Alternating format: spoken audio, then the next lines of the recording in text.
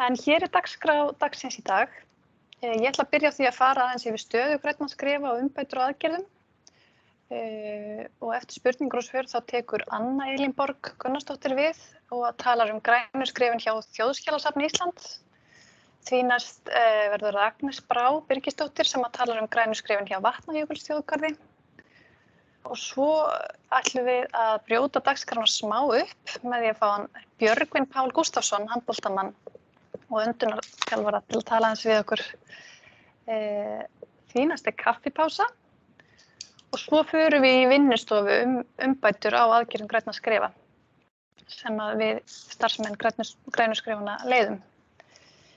Eftir það förum við verður það Anna Sigurveig Ragnarsdóttir sem sérfræðingur á skrifstofu loftslagsmála hjá Umhverfis- og auðlindaráðuneytinu sem ætlar að tala aðgerðaáætlun stjórnvalda í loftslagsmálum. Og svo eru það umræður og svo slítum við fundinum klukkan 11:45 og allt gengur eftir.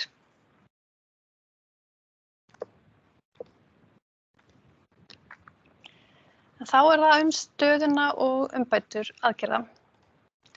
Þetta sem sagt staðan. Við erum orðin rosalega mörg. Það eru komnar 105 stofnanir og í þessum stofnunum starfa það bil 13.000 starfsmenn og þið sjáuð að það misjafnt hvað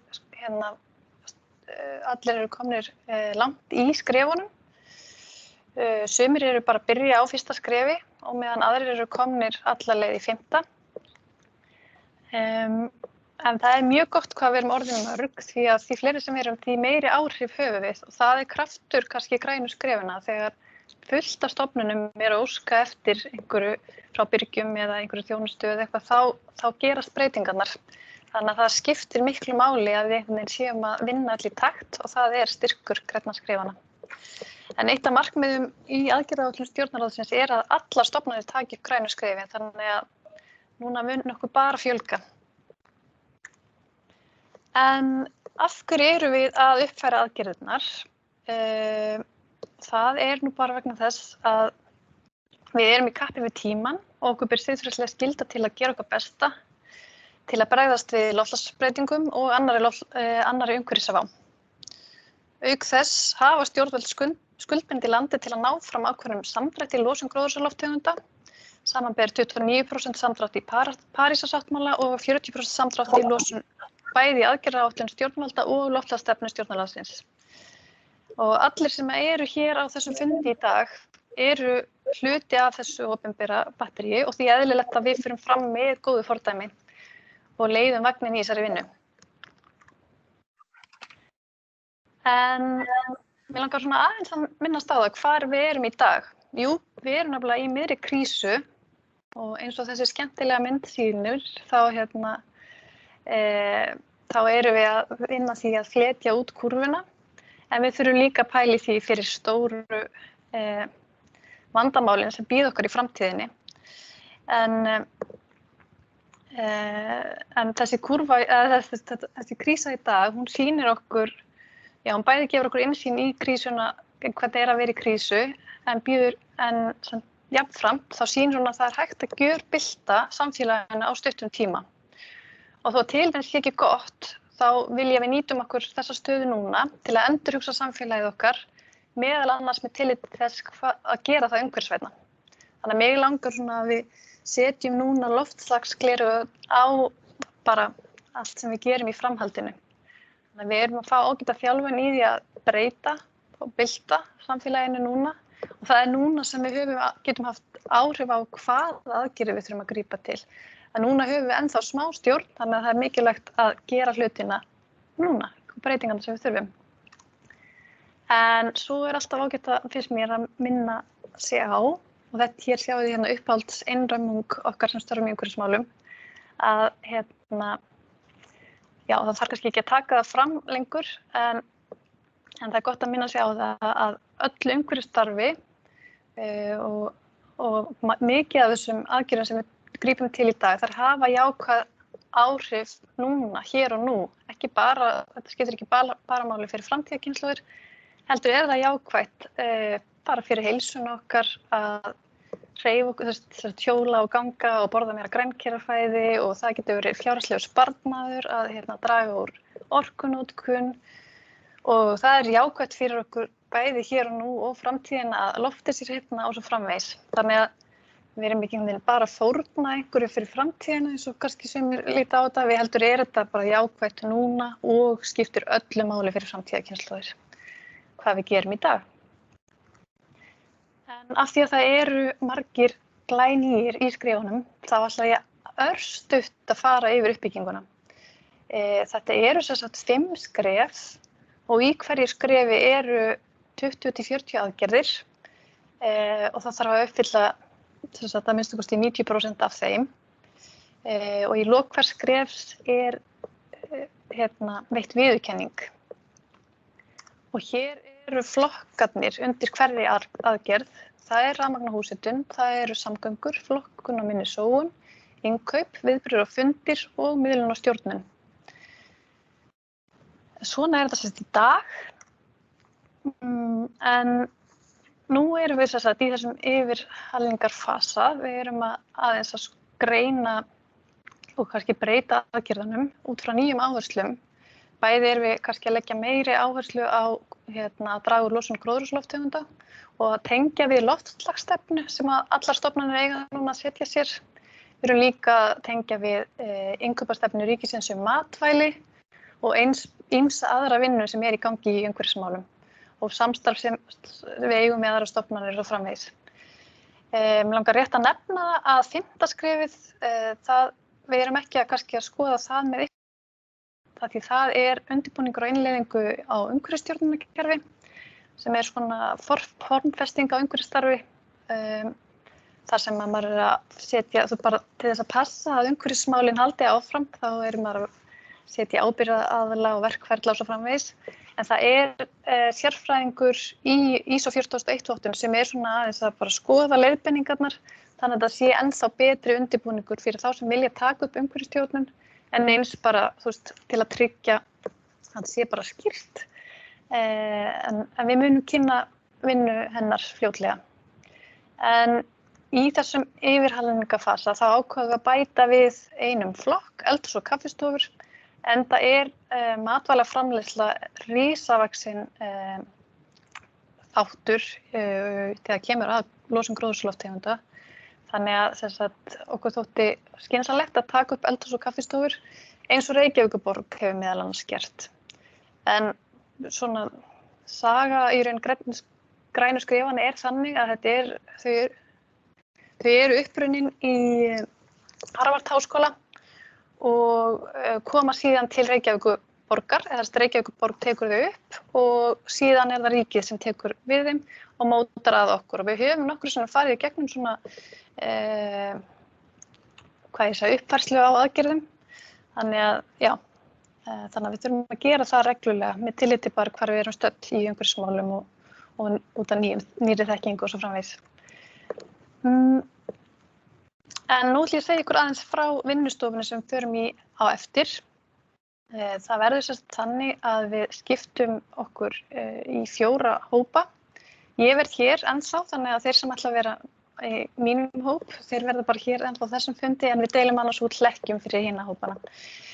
Og ég segi betur frá því á eftir. En Ásdís Nína, hún ætlar að tala um samgöngur og Birgitta, hún verður með eldhús og kaffistofur og flokkun og minni sóun og Hildur leiðir umræður um miðlun og stjórnun og innkaup. Og í þessari vinnu þá munum við deila með ykkur skjám og svona setja niður hugmyndir og fá að heyra ykkar reynslu. Hver og einn fer bara í einn hóp og þannig að það er mikilvægt að velja bara það sem maður hefur mestan áhuga á. Það er ekki víst að allir vilji fara í svona umræður en okkur finnst gott að heyra sem flestar mismunandi raddir og kannski fæ að benda á það bara núna að það er gott að vera meðvitaður að við erum mjög mörg og það verða allir eiga að færa á tjá sig og þá er ég kannski sérstaklega að tala við þá sem eiga mjög auðvelt með að tala, að passa að hleypa hinum líka. Og svo verður það þannig að á næstu dögum munum við vinna úr niðurstöðum umræðu í dag og meta bara út frá því hversu miklum árangri aðgerðir skila og hversu auðveldar eða erfiðar eru, hvort við höldum þeim inni eða setjum nýtt inn í staðinn. Þannig að við viljum gjarnan heyra ykkar svona reynslu og með aðgerðirnar eins og eru í dag og eins fá hugmyndir frá ykkur hvað væri hægt að gera. Ég ætla að nefna það að við munum gefa stofnunum færi á því að klára það skref sem þau eru í núna, sérstaklega ef stofnunum eru komnar langt, en við leyfum ykkur að fylgjast með framhaldinu. En þá er það bara áframhaldandi dagskrá. Nú ætlaði ég að hleypa að spurningum ef það eru einhverjar.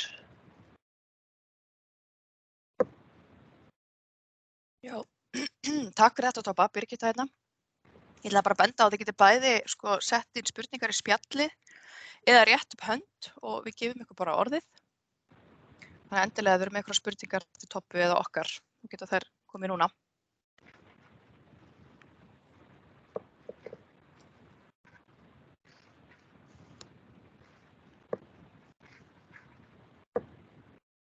Það var greinlega mjög skýrt hjá þér, Tobba. Já, þetta er eitthvað sem þið viljið bæta við, stelpur? Nei, í rauninni ekki. Nei, það hefur verið bara kannski að svona innbra á því já, að þessi vinnustofa er bara á eftir, hún er ekki núna strax, hún er hérna. Nei, hún er klukkan 20 mínútur yfir 10. Og þú veist, það er líka bara, okkur finnst svolítið gaman að fá að tala við ykkur. Að því við söknum ykkar svolítið, söknum þess að hitta fólk og svona. Þannig að það væri rosa gaman ef að þið getið tekið þátt og bæði þið sem eru búin að vera í þessum skrefum lengi, en líka gott að fá nýju augu á aðgerðirnar. Þannig að ég er mjög spennt fyrir þessu. Spurningu. Já, endilega. Það hefur eflaust komið fram, en mér langaði samt að fá að biðja ykkur endurtaka hvenær við erum með áætlanir að skrefin breytist, að þessar nýjungar verði komnar fram. Eftir yfirhalninguna. Já, við vonumst í raun bara til þess að klára þetta svolítið hratt, en við erum ekki komin kannski með nákvæma dagsetningu, en það verður þannig að fyrst þurfum við svolítið að greina kannski bara þessar umræður í dag og við erum alltaf búin að vera í ákveðinni vinnu, svo undirbúningsvinnu núna í síðustu mánuðina og svo þegar við erum búin að festa niður einhverjar aðgerðir sem út frá því bara hversu vel þær virka, hversu svona marktakar þær eru og líka eins ef þær eru mjög auðveldar og hafa samt einhver áhrif, þá höldum við þeim inni. Þegar við erum búin að meta þetta, þá erum við að fara að senda bara í ráðuneyti til samþykkis og svo munum við láta ykkur vita. En við gefum alltaf smá, það verður alveg, við leyfum ykkur bara að fylgjast með. En við tölum með það í gær, við getum kannski sagt að yrði einhvern tímann á næstu vikum, en við verðum eiginlega bara aðeins að sjá. Það er svo margt svona sem við höfum ekki alveg stjórn á, en við ætlum okkar markmið að reyna að gera þetta bara svolítið hratt. Það eru komnar 2 spurningar í spjallið líka. Það er ein frá Sofíu Jónu Bjarnadóttur sem að spyr hvort að við getum skýrt aðeins betur hvernig fyrirkomulagið verður með þá aðila sem eru byrjaðir á einhver tilteknu skrefi og komnir langt með það og hvernig þeir geti klárað þá það skref sem þeir eru á. Já, það er þannig að skrefin eru ákveðin hátt í dag og við ætlum að gefa stofnunum færi á að klára skrefið eins og það er núna, en ég veit samt að mjög margir eru metnaðarfullir, þannig að margar stofnunir munu vilja taka líka nýju aðgerðirnar í þessu skrefi og jafnvel verða einhverjar, ef ég þekki ykkur rétt, sem munu vilja horfa tilbaka og taka kannski aðgerðir sem að voru ekki í skrefi, segjum að þú ert komin í 4. skref, þá held ég að ýmsir munu fara tilbaka og taka upp 1, 2 og 3, en til að byrja með svona, svo þetta verður ekki alltof stór biti fyrir þá sem eru alveg að klára eitthvað skref, þá leyfum við ykkur að klára skrefið eins og það er.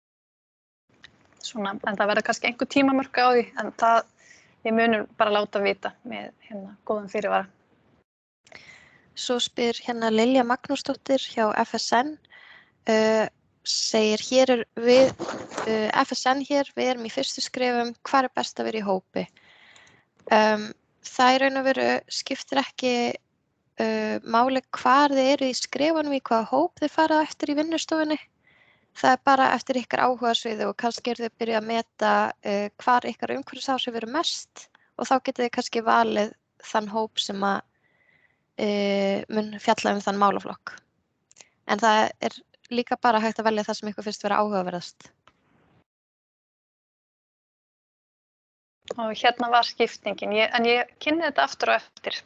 En það bara fínt fyrir ykkur að vita af þessu, þið getið haft þetta svolítið á bak við eyrað þegar þið hlustið á næstu kynningar. Voru einhverjar fleiri spurningar, Ásdís? Ekki sem eru komnar hérna í spjallinu, en það má alltaf senda inn og við pössum að þær komist til skila. Já, eigum við þá ekki bara að hleypa Önnu Elínborgu að? Ég held það. Við hlustum þá sérst á Önnu Elínborgu og svo hana Agnesi Brá og svo tökum við aftur þá spurningar og svör. Þær eru báðar búnar að tala. Bara gjörðu svo vel, Anna Elínborg.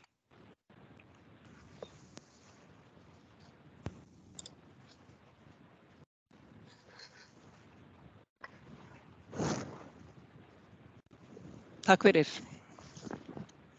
Jú, komið sæl, ég heiti Anna Elínborg og starfa sem sviðsstjóri hjá Þjóðskjalasafni Íslands. Heyrið þið ekki örugglega í mér? Jú, við heyrum í þér. Það væri mjög gaman að sjá þig ef það er hægt. Heyrðu, ég er hérna einhvers staðar. Þarna ertu, gott að sjá þig. Glærurnar mínar, ég var nú búin að setja þær inn en ég skil ekki af hverju þær kom ekki. Hérna kemur þetta allt saman. Það er eins og þetta sé eitthvað ennþá að hugsa. Það er að hugsa, þetta er allt að koma, eitthvað langar leiðslunar í dag. Akkurat, við erum líka á góðum tíma, þannig að þetta er ekkert stress. Við bara æfum okkur í innönduninni áður en Björgvin byrjar. Nákvæmlega. Þá kemur þetta. Heyrðu, já, takk fyrir. Ég ætla sem sé að segja okkur frá okkar innleiðingarferli hjá sem sé Þjóðskjalasafni Íslands. Þetta er búið afskaplega skemmtilegt verkefni. Við sem sé erum búin að setja okkur markmið að vera til fyrirmyndar í umhverfis- og loftslagsmálum og við erum búin að skrifa loftslagsstefnu. Nú við höfum unnið mjög markvisst að því undanfarið ár að gera Þjóðskjalasafni Íslands að umhverfisvænum vinnustað og við erum sem sé búin að fara í gegnum 4 græn skref. Ég ætla aðeins að segja okkur frá sem sé staðsetningu Þjóðskjalasafns. Við erum sem sé að Laugavegi 162. Byggingarnar eru þar sem sé skrifstofa og geymslurými og við erum sem sé 9.000 og 2.000 fermetrum og hjá okkur eru varðveittir 44 hillukílómetrar af skjölum í 5 byggingum. Þannig að þetta var heljaranna áskorun að fara í gegnum bara til dæmis úrgangsmál. Ég byrja að segja okkur hvernig við unnum verkefnið, hvernig við skipulögðum sem sé verkefnið. Við skráðum okkur til leiks í sem sé júlí 2019. Gerðum ekkert í ágúst 2019. Síðan var ég skipuð verkefnastjóri í verkefninu í september 2019. Og fara í upplýsingaöflun og þess háttar.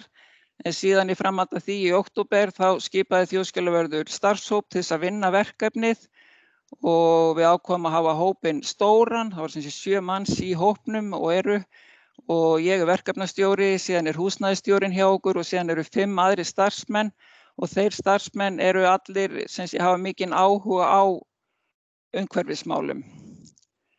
Ég veit ekki af hverju glærurnar mínar dutt út á skjánum hjá mér.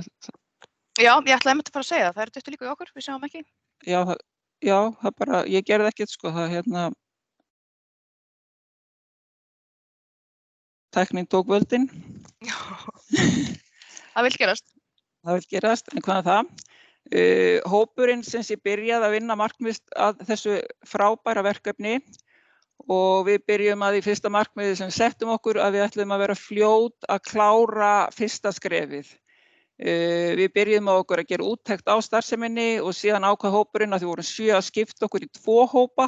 Þannig að annar hópurinn tók að sér að vinna að rafmagni, hita og úrgangsmálum og hinn hópurinn sá rest af verkefnum samkvæmt gátlistum grænna skrefa.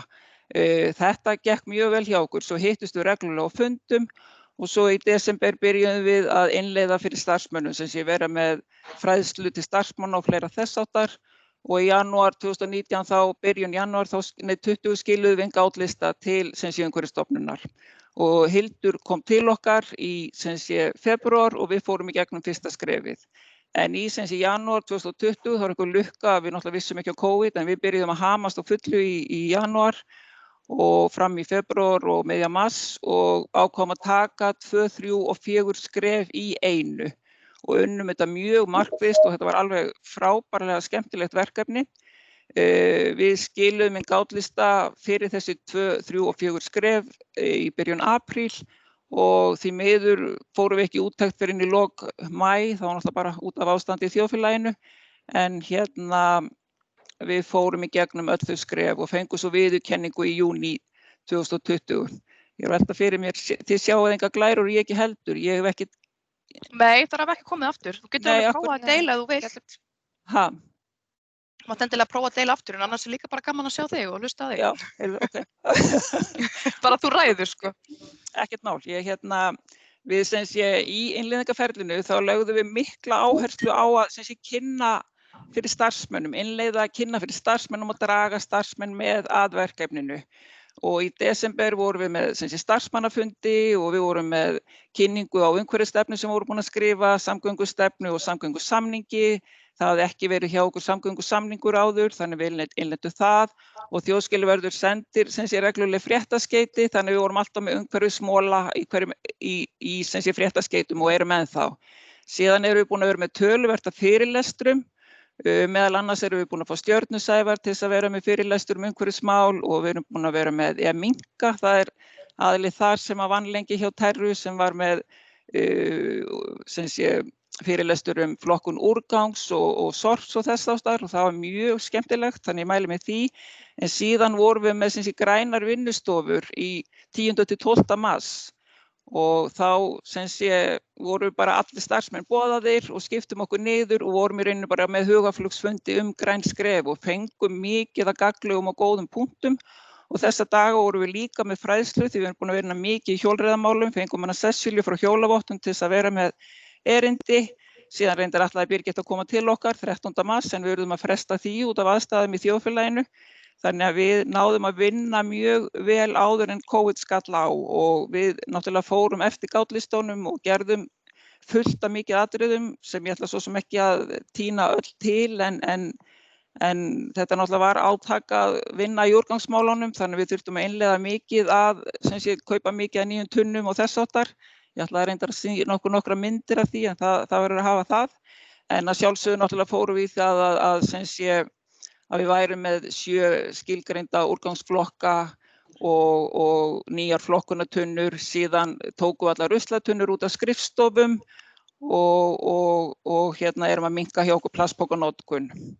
Við höfum lagt líka mikla áherslu á endurnýtingu, sem að endurnýta allt sem tilfellur, hvort sem það er pappír eða bretti eða skrifstofuvörur og við erum með skiptibókamarkað og fleira þess háttar og erum að vinna að því að stofnunin verði plastpokalaus en okkur finnst við ætlum að halda ötullega áfram í fræðslu til starfsmanna. Ég held að skipti gríðarlegu máli að auka umhverfisvitund. Við vitum alveg sjálf, maður er sjálfur farin að gera margt að þessu heima hjá sér, þannig það er keðjuverkandi.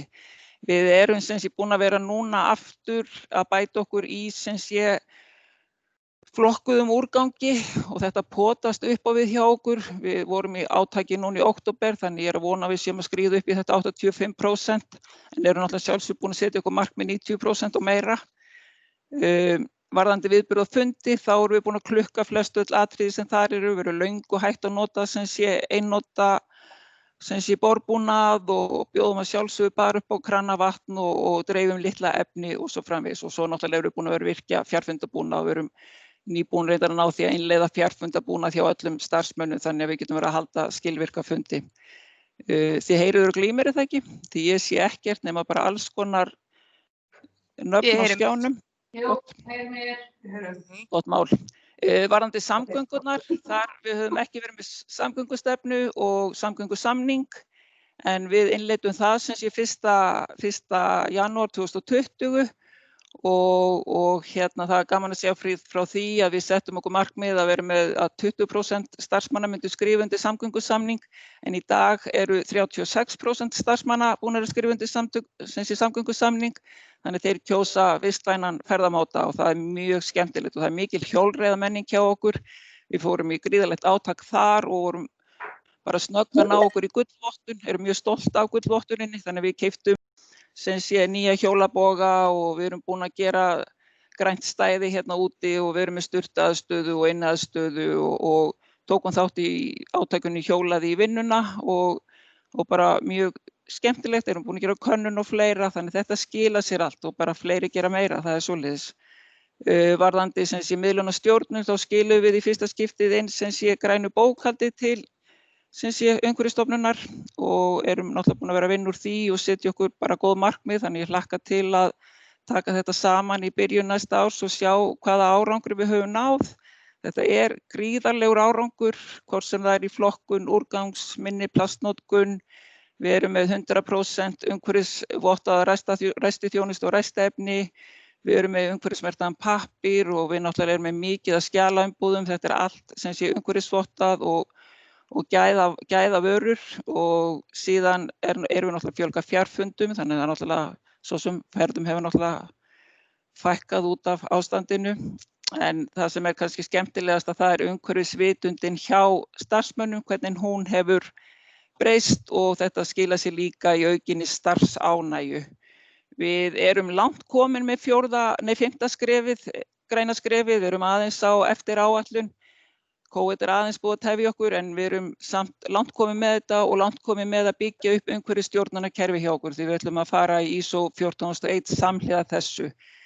En ég ætla ekki að hafa þetta lengra núna, ef einhverja spurningar þá koma þar á eftir, þá svona leiðilegt að geta ekki sýnt ykkur glærurnar því ég á með nokkra myndir en það allt í lagi, það kemur síðar.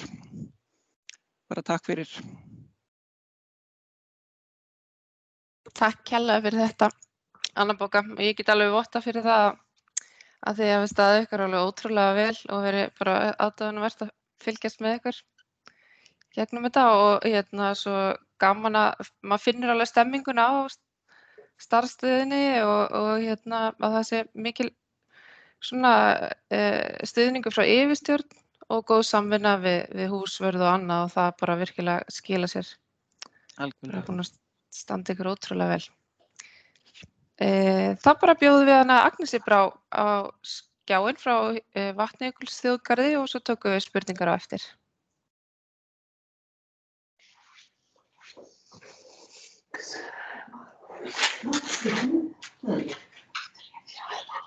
Góðan daginn, heyriði mér? Já. Komið sæl, ég heiti Agnes Brá og þjóðgarðsvörður í Vatnajökulsþjóðgarði. Sjáið þið glærur? Já, við sjáum þær. Það er aðeins að leita að einu hérna. Get ég ekki skipt þeim? Við erum alveg frosin hérna. Ég hef aldrei gert þetta áður á Teams. Það oft svona svolítið högt, frístundum. Já, en sko ég bara, það þessi frosnar og ég finn ekki annan. Ég ætla að prófa að setja ykkur niður.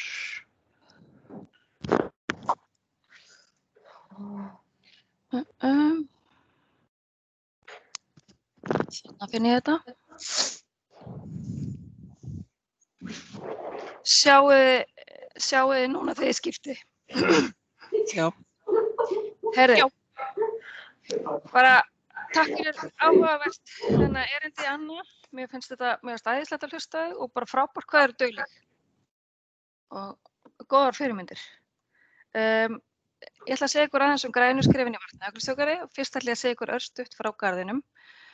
Þessi garður náttúrulega stór og hann fyrir fólkið og komandi kynslóðir og þetta er stórt svæði, þetta er næsta bróst af landinu og þjóðgarðurinn á að vernda áhrifasvæði Vatnajökuls frá sjó í suðri til sjós í norðri.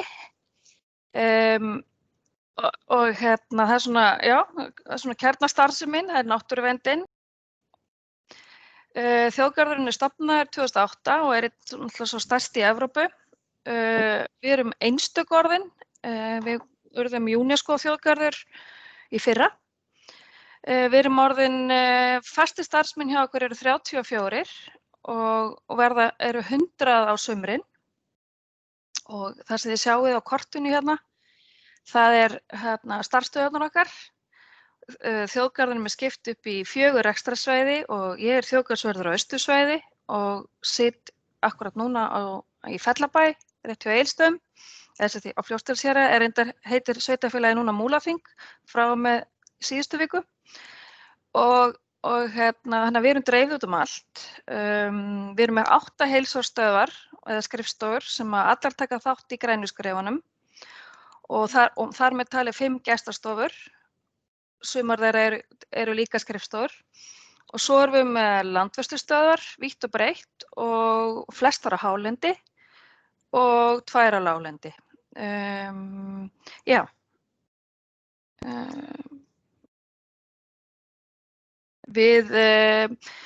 Hér er svona dæmi landvörslustöð á hálendi, þetta Snæfell, Snæfellsskáli og bara sem dæmi þó að við séum ekki í grænum skrefum á hálendi starfsstöðunum okkar, þá hefur til dæmis verið allt sorp verið flokkað bæði fyrir gesti og starfsmenn á þessari starfsstöð í 10 ár.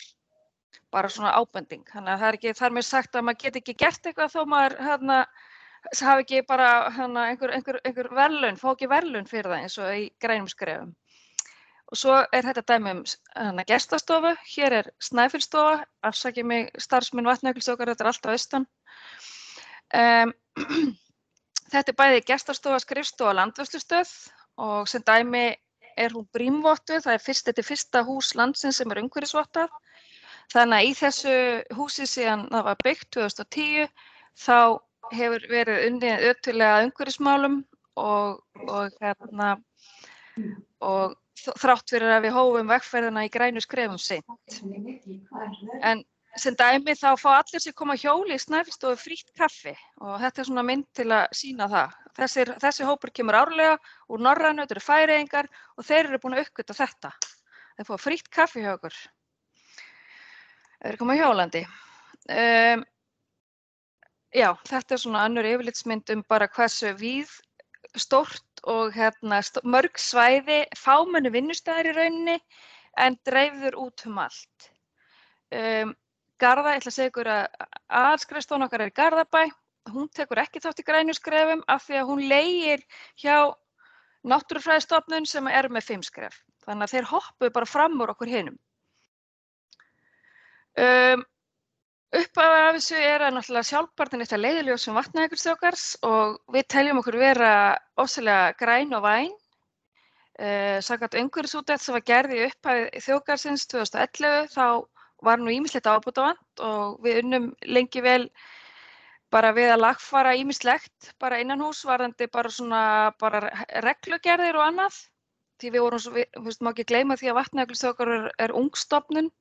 Við erum rétt 11 ára eða 12 ára og fyrstu árin fór bara í að reyna að búa til og stýra einu stærsta þjóðgarði í Evrópu. Og við höfum yfirleitt verið fámenn, en við höfum alltaf verið metnaðarfull í umhverfismálunum og haldið að við séum alveg agalega flink og erum vissan hátt kannski dálítið flink, en við höfum líka komist að því í þessu ferli að það má alveg skoða undir mottur og það er ýmislegt sem má lagfæra. Við skráðum okkur fyrst til leiks rosa spennt 2014 og ætlum að sigra þetta bara í einu grænum, en í ljósi bara ýmislegt innanhúsvanda og fárra starfsmanna og bara jafnvel viðþorfa stjórnenda, þá bara frestaðist þetta dálítið hjá okkur, þannig að við dustuðum að þessu riki 2019 og höfum verið á flugi síðan þá, fengum bara fyrsta skrefið okkar staðfest þá, en ég get nú sagt ykkur það að við þurftum ekki að laga mikið til að ná því, það þurfti bara að gera þetta og annars, en vissulega ætla ég ekki að segja að það hafi ekki verið neitt því þetta eru nokkur skref alltaf og við fengum annað skrefið í vor og erum langt komin með 3. skrefið.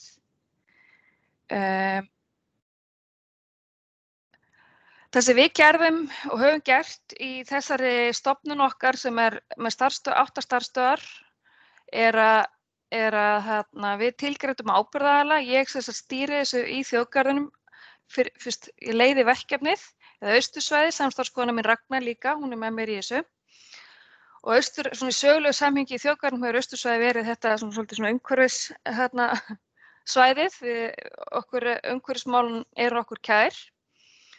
Og við stofnuðum vinnuhóp þvers á svæði sem við köllum grænu maurana. Það er nú kannski bara vegna þess að það er svo mikið af líffræðingum sem vinni hjá okkur.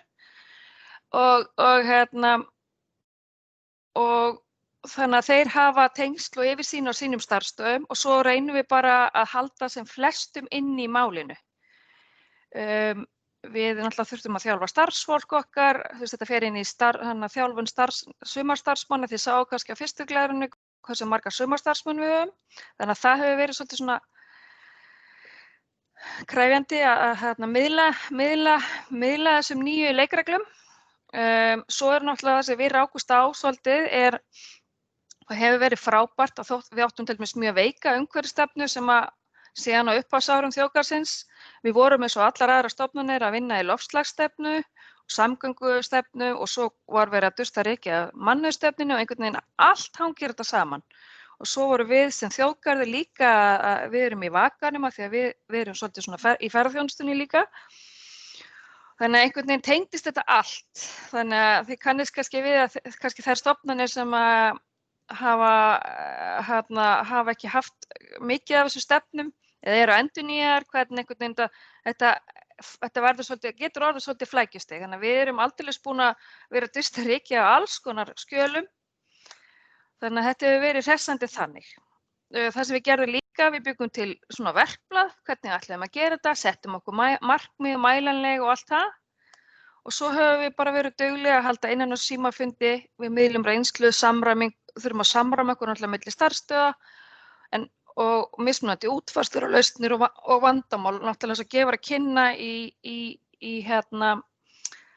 þjóðgarði sem í til dæmis 8 sveitarfélögum og við mismunandi aðstæður og mismunandi stórar. Ef við tala um áskoranir og tækifæri, þetta hangir nú oft saman og ástæðan fyrir því hefur þetta ekki sitt hvort eða að vegna þess að á sumum starfsstöðum í Vatnajökulsþjóðgarði hefur eitt ákveðið atriði verið áskorun en fyrir aðra starfsstöð hefur það verið létt. Þannig að við erum bara svo ólík. Þannig að það sem hefur kannski verið flöskuhálsinn í tímarammanum hjá okkur hefur verið allt sem tengist með því miðlæga og stjórnun. Vegna þess að það kannski þyngra en svolítið þungt hjá okkur allavega og við erum fáir starfsmenn og það eru óbúslega mörg verkefni hjá okkur, bara eins og hjá mörgum öðrum auðvitað, en það oft tímaleysi og að því við höfum verið svolítið að spóla okkur svolítið upp í smá tiltekt í þessum þjóðgarði okkar. Almennt hefur þetta ferli samt gengið glimrandi og eins og ég kom á innan allir fastir starfsmenn þjóðgarðsins hafa alveg rétta viðhorf til verkefnisins. Við erum með stóran hóp starfsmanna sem mjög grænn og vænn og við höfum samt aðeins rekist á að grænu skrefin eru svolítið miðað á höfuðborgarsvæðinu eða stærri fjölmennari fyrirtækjum af því við erum með svona margar nefnt sem dæmi naglar og dekk og samgöngur og innkaup, það eru ýmislegt þar sem en það hefur ekki truflað okkur, því hefur verið mætt og við hefum getað gert eitthvað annað í staðinn.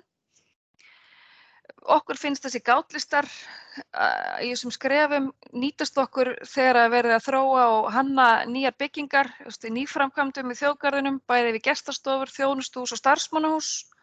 Og það mikill lærdómur því að maður rekur sér náttúrulega á veggi varðandi húsnæði stundum í að þróa, að verða við kröfunum. Ég nefndi áðan þessi ólíku flokkunarkerfi, sorpir það því að við erum í 8 sveitarfélögum.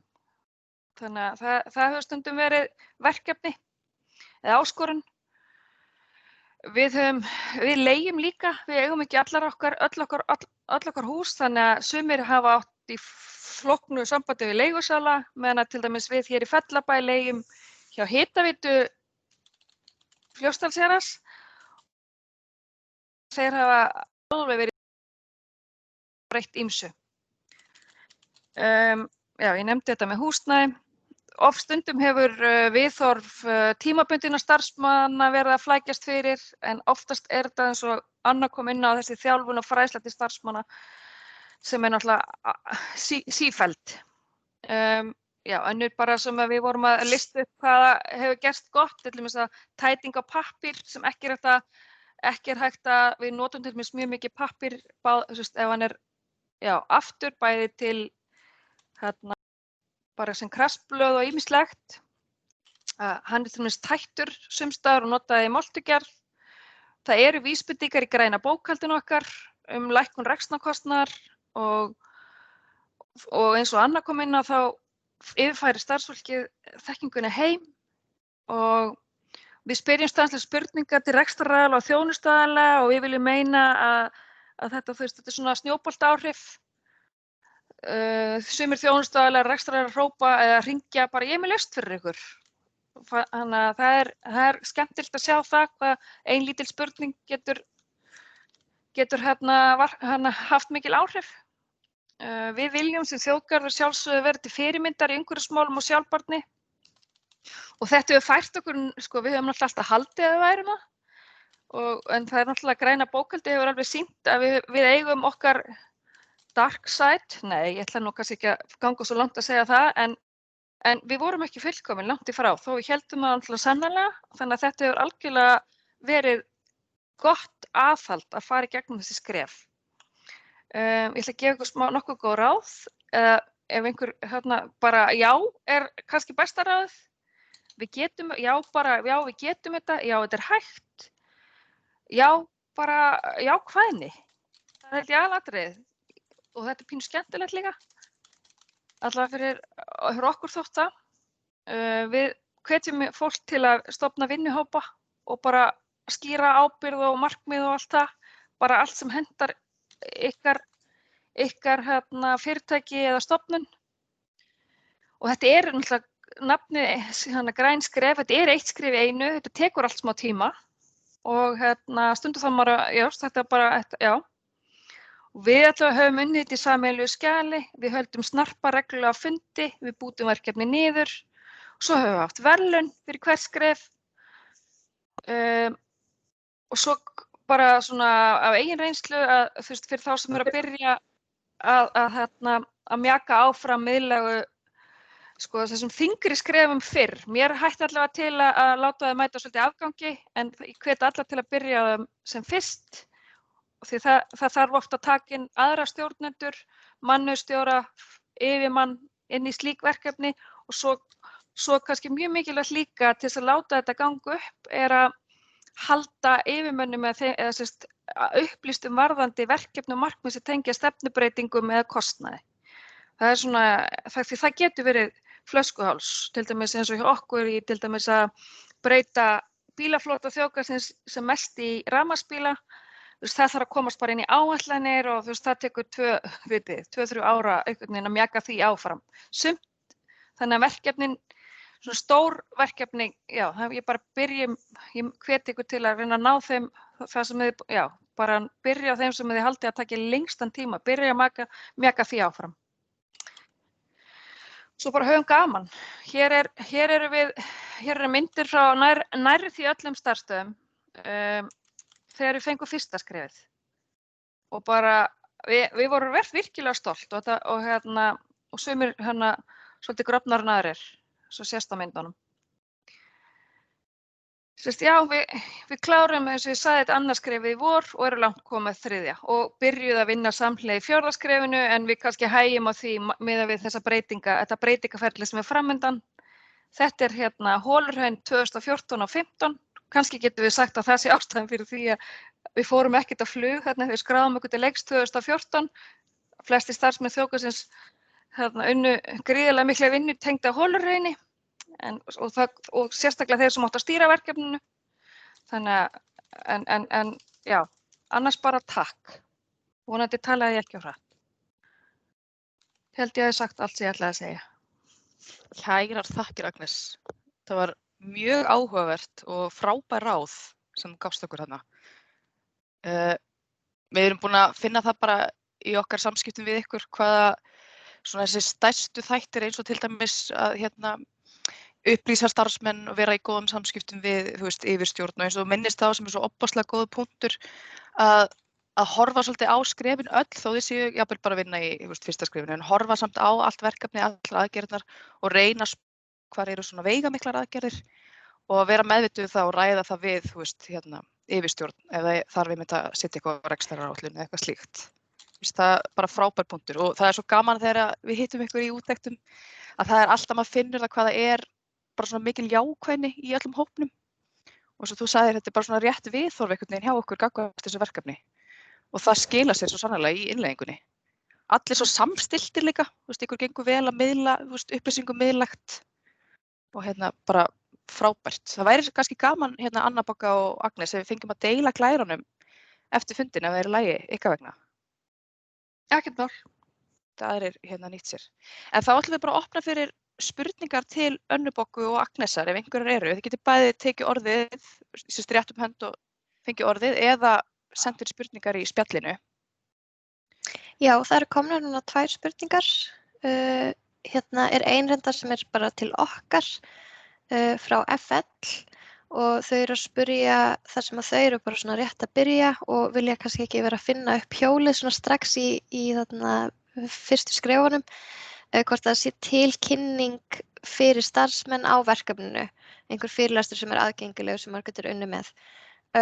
Það hefur ekki verið en það má alveg skoða það hvort að við getum deilt einhverju með einhver sem við eigum til en við erum hins vegar að stefna því að birta fyrir áramót svona myndband sem að ætti að vera svona ágætis yfirferð á verkefninu þannig að við hlökkum mikið til að deila því með ykkur þegar það verður tilbúið. Svo er hérna spurning til Agnesar frá Sævari Þór. Ég heyrði að þú nefndir að hálendisstöðvar væru ekki inni í grænu skrefunum. Væri það þó ekki hægt með breyttum aðgerðum og öðrum skrefum? Kannski væri Umhverfisstofnun komið með öðruvísi aðgerðapakka fyrir öðruvísi starfsstöðvar eða vinnuflokka? Já, þetta hefur við nú góðu konur hjá Umhverfisstofnun og þó að þær séu ekki til prófs hálendisstöðvarnar, því ég segi til prófs, það er þegar það Birgit og þær mæta í úttektina, að þá fylgjum við, þá framkvæmum við allar aðgerðirnar allavega á Austursvæði og flestum hálendisstöðum þar. Þannig að það er ekki þar með sagt að við gerum ekkert á hálendisstöðunum en þær eru ekki til prófs. En hins vegar höfum við rætt þetta. Það væri gaman að hafa fyrir vinnustaði sem eru á hálendi, út á sjó, bara óhefðbundna vinnustaði. Það væri frábært því að til dæmis allur rafmagnsþátturinn verður hálfskrítinn á hálendinu þar sem við erum með sólarsellur eða sumstar kynnt með olíu jafnvel eða við og svo notum við mikið gas til eldunar þannig að við þess að í græna bókhaldinu okkar og ég kannski kom ekki nægilega vel inn á það að græna bókhaldið er lykillinn að velgengni í verkefnum sem svona að það vita stöðuna, setja sér mælanleg markmið. En í græna bókhaldan okkar til dæmis erum við farin að mónitora eða halda utan mjög vel olíunotkun versus akstur og gasnotkun á hálendi. Þannig að við erum í leiðbeiningarinn á hálendi til starfsmann okkar hvernig maður er hagsinn í að nota til dæmis hita vatn og svo framvegis. Þannig að já, það er algjörlega eitthvað sem er hægt að gera held ég, en kannski Umhverfisstofnun verður náttúrulega að svara kannski því. Já, akkurat. Við höfum einmitt rætt þetta mikið. Það væri gaman að gera eitthvað svona, kannski auka aðgerðalista eða eitthvað slíkt fyrir svona sérstaka starfsstöðar. Það eru náttúrulega líka svona hálendis starfsstöðar hjá okkur hjá Umhverfisstofnun og svo er náttúrulega komið mikið af skólum inn í verkefnið og það er margt svona sem er kannski sérstakt við skólana líka. Þannig að þetta er klárlega eitthvað sem við erum alltaf að spá í en er ekkert komið kannski neitt ferli núna en væri kannski hægt að gera í framtíðinni. En bara frábært að þið takið þetta allavega til þessum stöðum, Agnes. Þið eruð að reyna ykkar besta. Þó við tökum ykkur ekki út þar. Það eru konar fleiri spurningar. Ein spurning frá Valdísi Guðmundsdóttur. Henni reyndar ekki beint til nein sérstaks en hún getið deilt gátlistum fyrir húsnæði. Já, er kannski verið að spyrja Agnesi eða Önnu Boggu, eða kannski Agnesi. Já, ég var að spyrja Agnesi að því hún var að tala að þau væru með svona gátlista til þess að þegar þau væru farin í ný húsnæði og við erum mögulega að fara að skipta húsnæði. Það væri ótrúlega gagnlegt að vita bara svona í einni andrá hvað væri best að horfa eftir. Já. Þetta er nei, ég get svarað þessu nei. Við erum ekki með gátlista en við getum farið yfir grænu skrefin. Sko, ég varðandi nýtt húsnæði, þá myndi ég líka ráðleggja öllum að fara yfir aðgengi fyrir alla. Græn skref og svo náttúrulega bara auðvitað reglugerðir, en það eiga náttúrulega að vera, húsið eiga náttúrulega að vera byggð eftir stöðlum, sko. En það er kannski þar sem að mér veist þessi vinna nýtast okkur að að við erum til dæmis að fara að byggja nýja gestastofu á Klaustri núna og þar hún á fullu, mín ágæta samstarfskona að reyna að benda á hjólavottun og hvað þarf fyrir gesti, hvað þarf fyrir starfsfólk, hvað æskilegt að hafa því að tækifæri meðan að framkvæmdin í gangi. Því við vitum öll hvað leiðilegt til dæmis eins og bara með kranavatnsherferðina, það hvergi aðgengi til dæmis að kranavatni fyrir almenning rosalega takmarkað til þess að fylla á margnóta flöskur. Það hvergi rennandi vatn nema inn á klóstum, þið skiljið mig. Þannig að þetta bara eitthvað svona sem hægt að koma einhvern veginn inn í bara almenna, þannig að nei, við eigum, þetta frábær hugmynd hins vegar að eiga svona gátlista, kannski getur búið hann til saman. Já, þetta mjög góð hugmynd, Valdís. Ég heyrði í Vinnumálastofnun daginn, þau eru að flytja í nýtt húsnæði og þá var Guðrún þar búin að taka saman bara svona aðgerðir í grænum skrefunum sem snúa að húsnæði, bað mig að lesa yfir og við svona fíniserum með þetta saman, þannig að við skulum bara birta þennan lista. Þetta bara svona gátlisti. Birtum hann bara á heimasíðunni. Já, það væri bara alveg frábært. Takk alveg innilega fyrir það. Já, takk fyrir þessa góða ábendingu. Hér komin önnur spurning frá Helenu sem spyr, nú eru stofnanir ríkisins bundnar rammasamningum, hvað var innkaup og rekstur, svo framvegis, hversu vel samræmast þeir áherslum grænna skrefa og eitthvað að frétta af samræmingu þar? Já, það eru náttúrulega umhverfisskilyrði í rammasamningum. Þau hafa reyndar ekki verið uppfærð mjög lengi, en nú var að koma út ný innkaupastefna ríkisins bara held ég fyrir jól. Og þá veit ég að það stendur til að uppfæra þessu umhverfisskilyrði og þá náttúrulega, já, pössum við þetta sé í takt. En við erum í rauninni allavega að okkar viti kannski komin aðeins fram úr þessum umhverfisskilyrðum sem eru í rammasamningum. En við munum alveg passa að þetta stemmi. Ef að til dæmis umhverfisskilyrðin verða fara eitthvað lengra heldur en við höfum verið að ganga í grænum skrefunum. Þannig að við erum alveg með puttan á púlsinum þar, já. Hér önnur spurning til Agnesar frá Harald Jósef Schaler. Öll þjónusta fyrir ferðamenn innifalin í grænu skrefunum þínum, til dæmis rusl, verslun og kaffihús? Frábær spurning, Harald. Þarna kemur þú að okkar dark side. Bara dark side of the moon bara mætt, en sko. Ég skal segja þér að hálendinu þá tökum við yfirleitt ekki við sorpi. Það einhvern veginn ætlast til þess að fólk bara taki sitt til byggða. Nema þar sem gistiaðstaða. Þar höfum við á öllu Austursvæði til dæmis, mikið samvinnu við ferðafélög, þar sorp flokkað frá gestum inn á hálendinu, á gististöðum. En við tökum til dæmis ekki við neinu sorpi í Hvannalindum eða, þið veitir, það ekkert boðið upp á það. Á stóru ferðamannastöðunum okkar, ég nefni bara eins og þetta með Skaftafell, það sem ekki tjaldsvæði, Skaftafell og Ásbyrgi, þar hefur ekki verið flokkað sorp hingað til. Og við erum búin að greina þetta, okkar stærsta tækifæri í varðandi bara minnka CO2 til dæmis og bara okkar stærsta tækifæri liggur þar. Og það verður unnið af því bara sem fyrst. Við til dæmis, við hér á Austursvæði, við búum til dæmis við hliðina á flotta tjaldsvæðinu á Hallormsstað og þau eru búin að rúlla þessu til dæmis upp. Þannig að það fólk sem jákvætt. Þetta hefur verið bæði vegna bara, þetta hefur bara ekki, þú veist, í öllum látunum, þá hefur bara þetta ekki haft forgang og svo náttúrulega bara samspil við sorphirðu og sveitafélög og þetta bara taldi snúið. En hins vegar þetta verkefni og það algjörlega hægt og ég vil helst byrja því sko núna eða bara helst, ég vil óska þess að vera búin en já, þannig að því miður ekki eins og á stærstu ferðamönnum okkar. Harald, viltu bæta ykkur við? Ég sé bara rétt upp höndi. Já, takk fyrir. Agnes, fyrir ekki að kalla þig út á þessu svartan listan og svoleiðis. Þetta saman vandamál við okkur í Þjóðgarðinum á Þingvöllum og við erum vonandi klára fyrstan og annað skref fljótlega í næstu mánuði og það risastór truflun fyrir okkur að finna út hvað margir rusl við getum að flokka líka vegna ferðaþjónustu, fólk að koma kannski ekki flokk, ekki núna COVID-tími og svoleiðis, en bara líka vegna í nýjan græn skrefum fara að flokka 7 flokkar eða 10 flokkar og svoleiðis. Við vinna saman við þjónustu frá Terru til dæmis og þau ekki flokka svo margir. Til dæmis pappír og plast koma í saman tunnunar. Þetta má ég segja, mér finnst þetta kannski mjög hart frá grænum skrefum að segja þetta og í svæði okkur, það virkar kannski ekki og þess vegna mér fannst þetta svo gott að hafa svona spurning fyrir Agnesu og takk fyrir að vinna saman. Við sko, hjá okkur fer allt sko á málmur, pappír og plast í sömu tunnu en það aðskilið. Þannig að það eru flokkar, það eru 3 flokkar.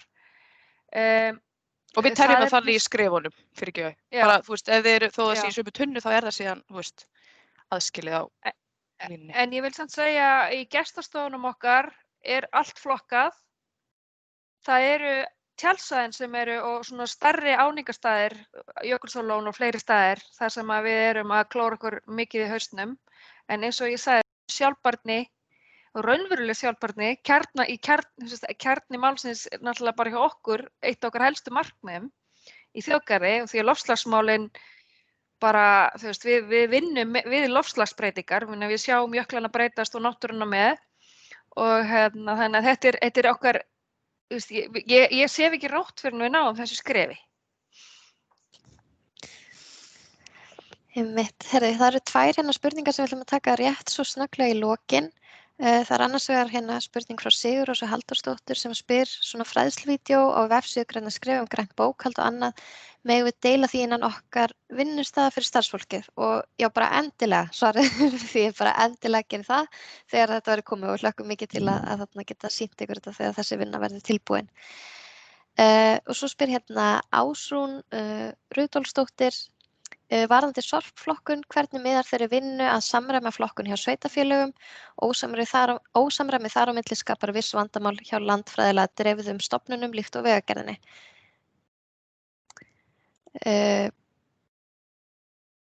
Þetta náttúrulega í nýrri stefnu meðhöndlun úrgangs. Þar kemur þetta fram, þessi samræming. En ég veit ekki alveg hver staðan á þessu, bara hreinskilið svar. Já, við getum komist að því og miðlaði til okkar. Það taka tillit til þessa alltaf þegar þið hafið samband við okkur, sko, þannig að þarna að ef það einhverju svona sér aðstæður þá getum við auðvitað verið sveigjanlegar með það er ekki bara þessi listi og ekkert annað í boði eða hlusta á neitt, sko, þannig að það má alltaf tala við okkur. Má ég aðeins, mér finnst það frábær spurning, þetta bara nákvæmlega sama ástæða fyrir því að þetta hefur verið höfuðverkur í Vatnajökulsþjóðgarði á þessum stóru ferðamannastöðum og en ég mig langar líka til þess að klára þetta á jákvæðu nótunum ekki bara í svarthólinu svo það sem við gerum ekki, þá langar maður að segja ykkur að við erum alltaf með bilaðislega flott seyruverkefni allan þjóðgarð.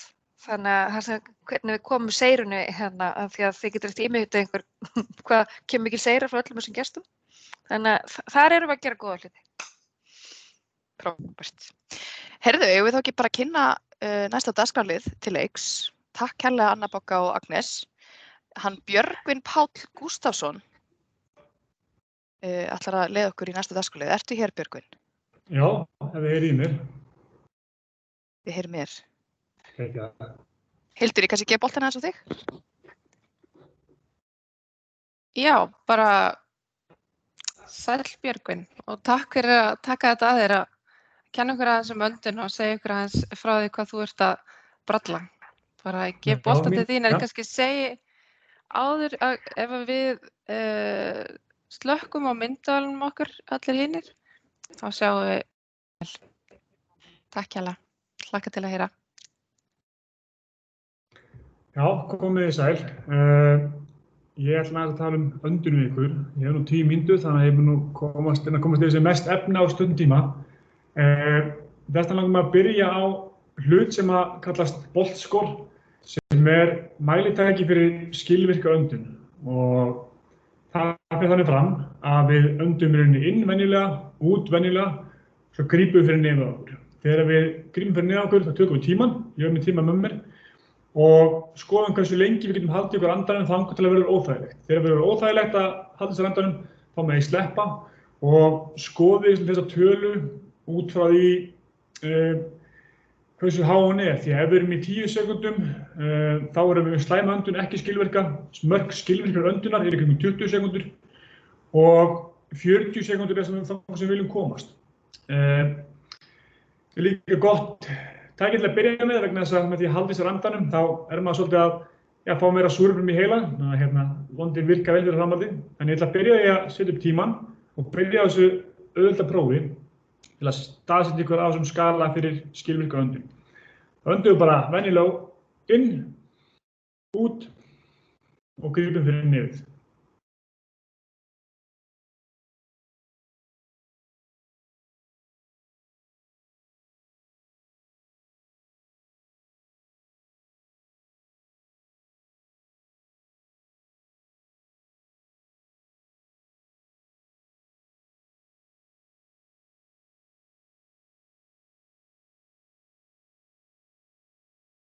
Mér halda áfram, ef ég geti aldrei lengur áfram.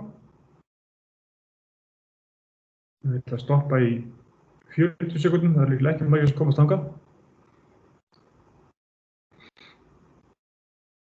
Nú erum við komin í 40 sekúnduna, þannig að mjög líklega eru flestir búin að stoppa. En 20 sekúndunar er markið sem við viljum flest ná. Og við getum gert alls konar æfingar til að ná því.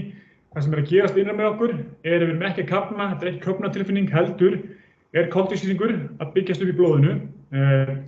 Koltvísýringur er vinur okkar þegar það kemur að öndun og innra með okkur, gagnstætt við það sem þið eru að tala um, þannig að það er svolítið annað í umhverfinu.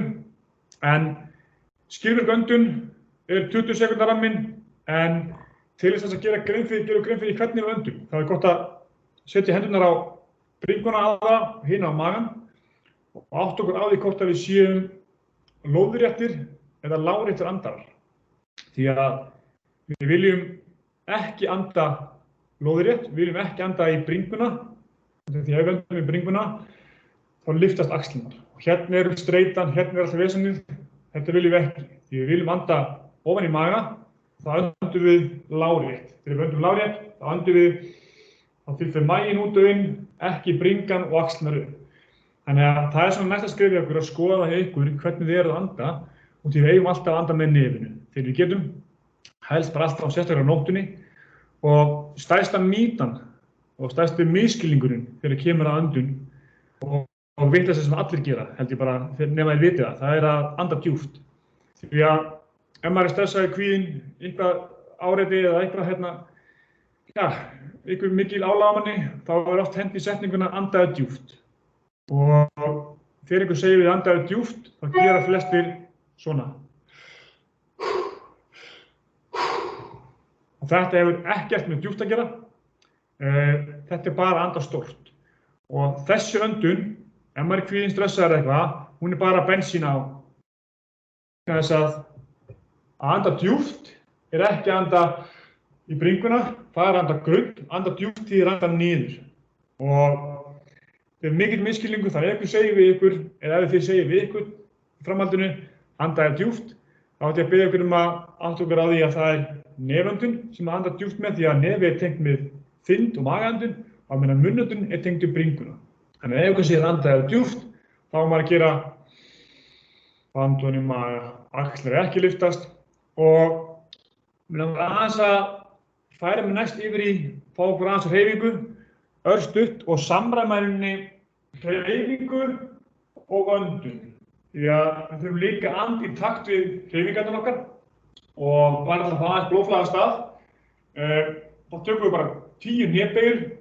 Þegar við förum niður í hnérbeygjuna, þá öndum við inn og þegar við komum upp, þá öndum við út.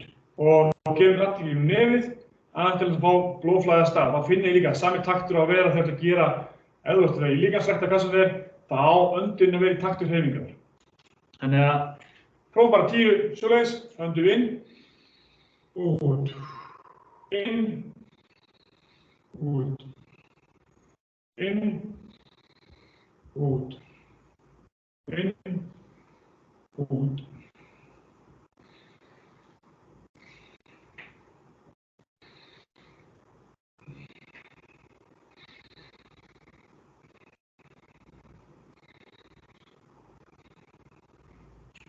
Ég vona að flestir staðið upp vegna þess að það rosalega gott ef maður í tölvuvinnu og á fyrirlestrum og fleira að fá tíma til að standa upp og hreyfa sig aðeins. Og það líka rosalega mikið að stilla önduna rétt af. Og þegar maður mikið í tölvunni og þannig komið því að sem ein pæling sem ég ætla að átta okkur líka á, það kæfisvefn heitir sleep apnea á enskunni. Nú komið nýtt fyrirbæri sem heitir e-mail apnea sem fyrirbæri þegar við höldum í okkur andanum þegar við erum að fá e-mail. Vegna þess að við erum stressuð, þannig ég vilja prófa að pæli því næst þegar við fáum e-mail, hvort þið séu að halda ykkur andanum. Því það hefur ekki góð áhrif á að við fáum mikið e-mailum og við erum alltaf að halda ykkur andanum og skemmist út í öndunum minnstir ykkar. En þegar við erum mikið í tölvuvinnu, þegar við erum á fyrirlesturum og erum mikið í svona fókusvinnu, við erum með svona þröngan fókus og erum að horfa á tölvuna, þá rosa gott fyrir okkur að taka pásu, hvort sem hreyfing eða eitthvað annað og að versta sem ég gerir að fara í símann ef við viljum pásu frá tölvunni því að það sem hann gerir að minnka sjóndeildarhringinn ennþá meira. Þannig sem við viljum gera og mín uppáhaldsæfing þegar kemur að pásunni frá tölvunni eða hvað sem það að taka til 3 vídda öndunar. Það tekur 6 sekúndur í innöndun, heldur andanum í 2 sekúndur og andar í 8 sekúndur út. Það 6, 2, 8. Það sem þetta gerir að þetta kemur okkur í góðan öndunargír. Við náum aftur einbindingunni. Þetta ákveðin núllstilling og með þessu öllu saman þetta að gera æfingar sem að víkka sjóndeildarhringinn og einnig koma okkur í góða líkamsstöðu. Þetta svolítið flókin æfing, þetta tekur á mörgum þáttum en einföld í framkvæmd. Það sem við gerum að við öndum 6 sekúndur inn, höldum í 2 og 8 út. Það sem við gerum á sama tíma þegar við öndum inn það 6 sekúndur þá færum við fingurna upp, svo höldum við andanum í 2 sekúndur og færum svo fingurnar til hliðar. Það sem við gerum að við horfum alltaf beint fram og færum svo fingurna svona og við horfum á sjóndeildarhringinn opnast. Þannig við höldum fókusnum á þó sem horfum fram, þá erum við að fylgjast með fingurna fara til hliðar og framhaldið svo. Þegar við komum í þessa stöðu, þá ætlum við að búa til 2-valdof, skjóta axlirnar aftur og olnbogana niður. Ég myndi okkur að olnbogana sé að fara að rassa saman. Þetta mjög einföld æfing. Það bara að vita hvað maður að gera vegna þess að tekur á dreiflega vítum öndunar, inn, halda, út. Eins að víkka sjóndeildarhringinn og að lokum yfirinni með þessari hreyfingu hérna, að fara niður, að vinna móti framstæðan öxlum. Því að það stóra munurinn á Clark Kent og Superman, að Clark Kent tölvuströggurinn sem hérna og svo Superman og þá réttist úr húnum. Hérna náum við miklu betri öndun og sérstaklega í tölvuvinnunni og viljum líka geta aðeins rétt okkur af. Þannig frábæra æfing til að gera til að fá þessi pásu á tölvunni, til þess að laga öndunina, til þess að víkka sjóndeildarhringinn og eins laga líkamsstöðuna. Þannig tökum 5 svona á 6 sekúndur inn, 1, 2, 3, 4, 5, 6, höldum, 1, 2 og 6 sekúndur út, 1, 8 út, 1, 2, 3, 4, 5, 6, 7, 8, hendur hérna og niður. Tökum þetta aftur að gera með ykkur.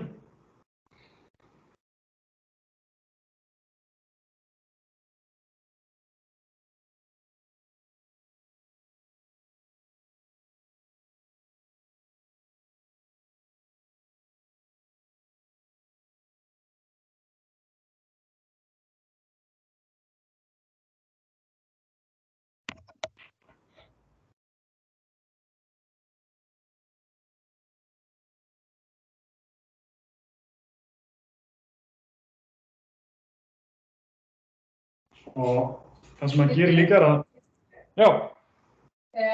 öndunin með þessu, að fara að anda inn allarlega þangað til maður að koma með hendurnar aftur.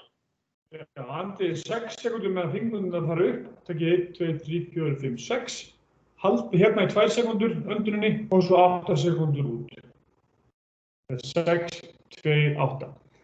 Og ég vondi að finna það hvernig einbindingin aðeins fer upp og hvernig það aðeins verður fókuseraðri, eins bara hvernig sjóndeildarhringur virkar. Þetta sá æfing sem ég geri mjög til handboltanum, þar sem að mitt verkefni sem handboltamarkmaður svolítið að vera í þessum hérna fókus sem svolítið hérna tölvuvinninum og vera að elta boltan og hann var á lengi hérna, það er mjög þreyttur, þannig að þegar boltinn fer svo yfir, þegar við förum í sókn mittlið, þá er sem mjög gott að fara í þessa öndun og eins taka þessa æfingu til þess að virka sjónlaðingin til að núllstilla mig. Þannig að núllstilling virkar hvort sem það er tengt handbolta eða tölvuvinnunni.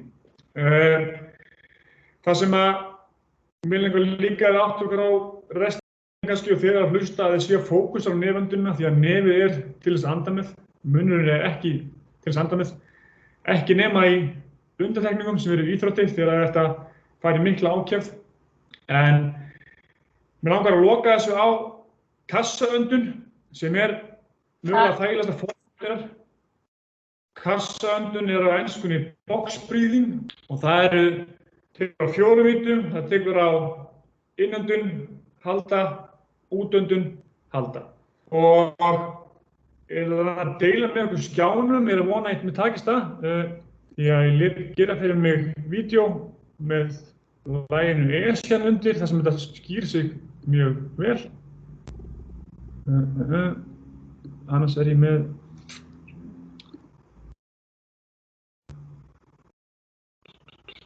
ég tek þetta bara iPodinu og þessi þægilega, það fljótar að því.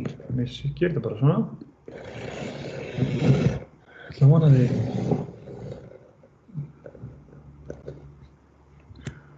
Þú verður bara að segja mér hvernig sjáu þetta. Sjáu það á skjáinu hjá mér?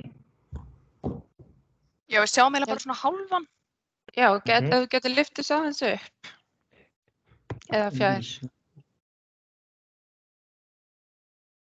Við sjáum ennþá bara hálfan. Ég sé mér ekki sjálf með, ég nýri tölvu þannig að það fyrir ekki um það. Og lyfti bara aðeins iPodinu.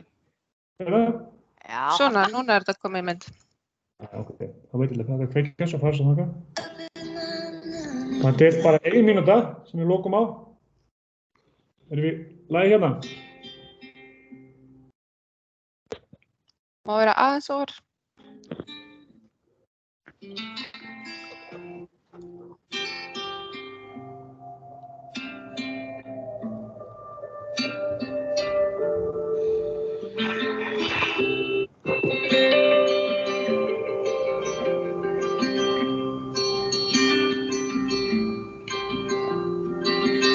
Sveitir fætur, toga hvern annan í takt. Eftir ein breiðum vegi sem liggur í öfuga átt. Gróðurinn grætur, þögnin segir svo margt. Allt síendur tekið, samt sem... Eins og þið heyrir mögulega á mér núna strax, er að ég tala rólegra, ég tala hægar og þetta er svolítið góð æfing fyrir mig til þess að gera því þetta er mjög góð núllstilling þess að anda aðeins minna að gera því að fyrir 90 ára síðan önduðum við 5 sinnum á mínútu. Í dag öndum við meðal til 12 til 15 sinnum, þannig að öndunarhraðinn okkar hefur þrefaldast á aðeins 90 árum. Þarna erum við að halda í okkur andanum aðeins, þarna erum við að anda ákveðinn ryþma, ákveðinn takt sem kemur okkur í mjög góðan öndunargír og þetta er mjög auðvelt tæki til að taka með sér ef maður vill koma aðeins balans á öndunina, ef maður er þreyttur, ef maður bara vill koma hvort sem maður er að koma sér aðeins bara í betra öndunargír og prófa þetta og það er það mjög gott eins og fyrir fyrirlestra fyrir það. Það fer ég að tala hægar, það fer ég að tala rólegra. Það er mjög svona góð æfing og er svona einfaldast æfingin. Það er ekki fundið þessu æfingu eins og Instagramin hjá mér. En þetta var mitt innlegg til ykkar. Vonandi að ég náði að kofera svolítið mikið pakka á stuttum tíma og svo bara góð skengis og góða skemmtunar restin af deginum.